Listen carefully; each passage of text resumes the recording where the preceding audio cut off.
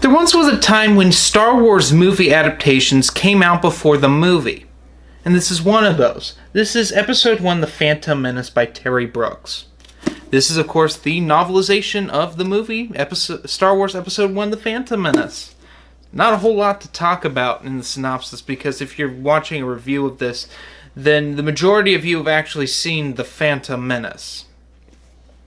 Widely hated by many fans, this book attempts, I guess, to make a more coherent Phantom Menace.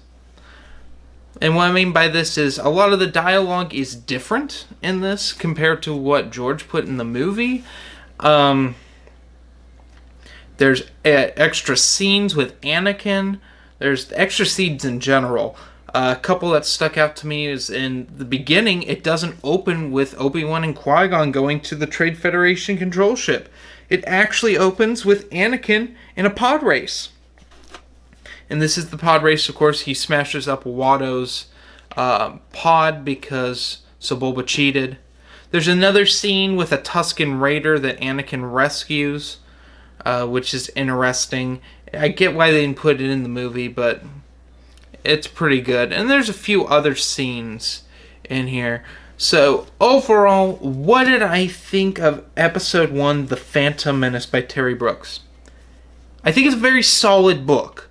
For those of you who don't know, I am a fan of Terry Brooks's Shannara books. And if you've read those, you know that Terry Brooks can write a solid story. What I don't like about this book is that there's a few weird, not necessarily continuity errors, but just some weirdness. The first is that Darth Bane is mentioned in this. And after reading this, of course, I went back and read all the Darth Bane books. But it says that he had a male apprentice, which isn't true.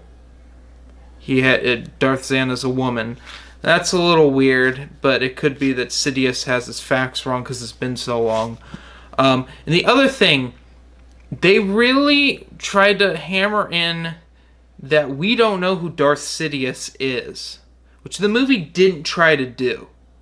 And I thought that was weird. And you see him mourning the death of Darth Maul, which kind of contradicts Darth Plagueis, where he knew that Maul was going to die, and he just sacrifices him, and he's already looking to make Count Dooku his new apprentice. So that was a little weird. Other than that, it's a solid read. I would recommend this one for those of you who didn't even like the movie. Give this a try. It's significantly better than the movie. And it gets a whopping 4 out of 5 stars. I would recommend this book.